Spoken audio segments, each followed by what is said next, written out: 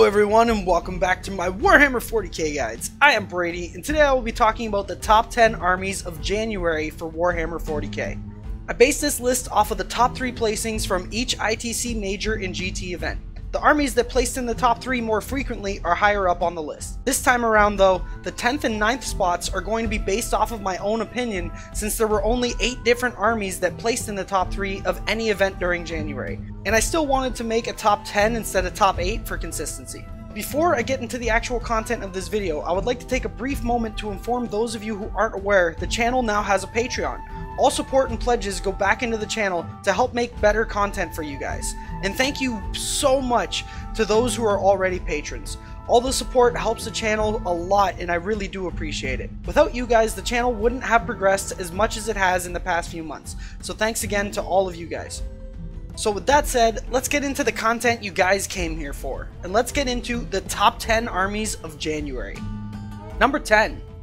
Astral Military. Wait, what? Astral Military dropped down to 10th? Yeah, it's true. There were 0 top 3 placings in any ITC event during the month of January. It seems as though a lot of people who played Astral Military competitively have moved on to other armies. Even Brandon Grant, the winner of the SoCal Open who won with Astral Military, opted to not bring guard this time around and decided on a brand new army that I honestly didn't expect at all. And that army is on the list as well, but higher up. I still think guard are extremely good, which is why I still gave them a spot on the list, even though they didn't have any placings. I just think we now have a quickly evolving meta, which I think is great for the game. Number 9. Ultramarines. Oh, how the mighty have fallen. Bobby G and friends seem to have dropped out of favor as well for some other Astartes armies. Just like Astral Military, I still think Ultramarines are really competitive, especially if your preferred playstyle is a gunline or a mobile gunline. Another reason these armies might not be topping anymore is because people are prepared for them now since they've been in the meta for so long. Nothing stays on top forever, at least not in 8th edition. Overall, I still think the army can win events if built and piloted right, and was even used alongside one of the armies that did make a top list. But overall, I just think people that did play them moved on to other armies, which is why we're not seeing them consistently top anymore. Number 8. Addick. The 50s robots finally made it into the top 10, at least for this month. There were a few times in previous months where the robots were extremely close to getting the 10th spot, but were edged out by other armies that I thought were more consistent at the time.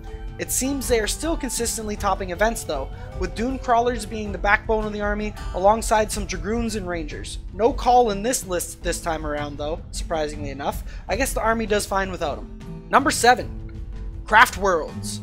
We all knew it was only a matter of time before the Kings of Competitive were back into the top 10. Craft Worlds dominated 7th edition for a long time, and it seems they might be back as one of the stronger armies in the game, at least for the time being. We have already seen some drastic changes to the meta though just after 1 month into 2018, so it's extremely hard to predict where things are heading and how long they will last there. And for those wondering, the army was Altioch Craft Worlds, and they used a lot of Rangers, Dark Reapers, Storm Guardians, Wave Serpents, and Crimson Hunters. Number 6. Tau. Commander spam with drones and crew, and that's it. Number 5. Alright, to be serious. Nothing new, and probably the only stale part of our meta right now. It's by far the spammiest of spam lists and even makes Dark Reaper spam look good. At least Inari and Craft Worlds only take 3 to 4 units of Dark Reapers instead of 11 commanders. Don't get me wrong, I'm all for spamming the most optimal units for your army in competitive, but there comes a point when it gets into absurdity, especially after it's been the same thing since the beginning of 8th edition. As you've heard me mention many times, I like a fresh meta. I don't like stale. At least when Chaos Soup wins, it's normally a new and unique Chaos Soup list every time. With Tau, you always know exactly what you're going to get, at least for right now.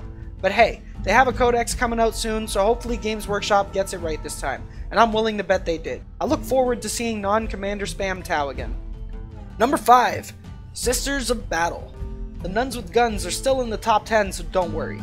The list I was looking at was paired up with Ultramarines, but still had mainly an Adeptus Ministorum force, and even opted to use the sisters in their own detachment instead of a soup detachment to gain access to the relic and stratagem that they have access to since the release of Chapter Approved. The army moves fast and hits like a truck, and Celestine on her own is a beast and should be included in almost every Imperium list if you can find the room to fit her in. She's still insanely good even after the points increase from Chapter Approved. Overall, I'm glad Sisters are still top 10, and with the rise in popularity and the memes from Games Workshop in the community, I am willing to bet that Plastic Sisters are released with their codex. Number 4. Blood Angels. Now this one surprised me a little bit, but only by a little bit, and I'll explain why. I knew the army was strong after testing it out once I got my hands on the codex, but I didn't think any of the pros would pick up the army. Little did I know that Brandon Grant had picked up the army to play in the LVO. He wasn't in the top 8, but he still did extremely well. The list that did make the top 8, however, did surprise me. It was using intercessors as their troop choice, which I've been saying were decent for a while now since the points decrease from chapter approved, but I never really had solid proof of it on the table. Well, now here it is. Intercessors are viable. He also used some Sanguinary Guard and a few other things. To be honest, I'll probably do an army list spotlight on this video very soon, since it was very different from most of the Astartes lists that we normally see hit the top tables in 8th edition. Now let's get into the top 3 armies of January. Number 3. Chaos. Chaos Soup comes in at number 3 this month.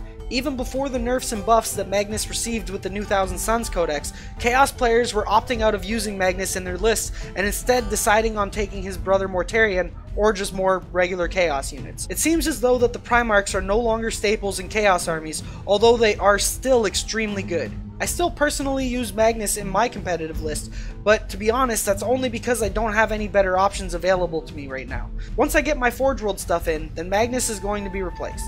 But to get back to the armies that actually topped, they were a mix of Demons, Thousand Suns, and Death Guard. Not really any Alpha Legion this time around, so it seems they might have fallen out of favor too.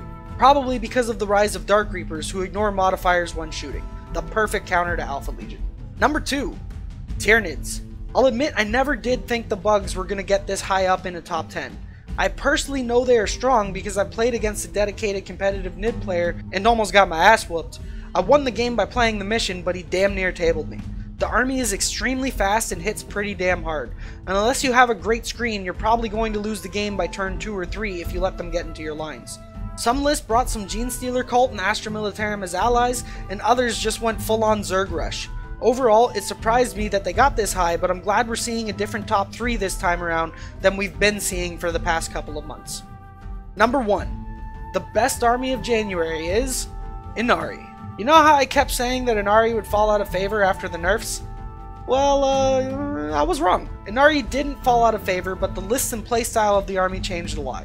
It went from full-on gunline to kind of a half gunline, half assault army. Because of the changes to Soul Burst, you can only Soul Burst on your own turn, and no longer on your opponent's turn. Because of this change, it meant that in order to consistently get off Soul Bursts on your turn, you needed units up close and personal with the enemy unit you want to kill. So they will now use stuff like Shining Spears that can get really close to the enemy, so when you kill the target in the shooting or melee phase, you can Soul Burst with your Shining Spears. It's a pretty good strategy and was featured heavily on the top tables of the LVO, with Inari lists taking 5 out of the top 8 spots from the LVO, including the first place overall. They also still abuse Dark Reapers with a Rain, making them shoot twice, but I'm pretty sure Dark Reapers are going to get hit with the Nerf Bat in the near future, so I wouldn't worry too much about it. Overall, I'm glad to see some real changes in the placings of the armies in the top 10. Sure, some of them have been in the top 10 for a while, but their place on this list has changed significantly, showing that the competitive 40k meta is constantly shifting into different territory. Well anyways, that's going to be it for this video. If you enjoyed the video, don't forget to hit that like button or subscribe for more Warhammer 40k content, and if you're already subscribed and want to support the channel even more, you can do so on Patreon like I mentioned earlier in the video. And if you want to stay up to date with the channel, you can like Almost Pro Gaming on Facebook.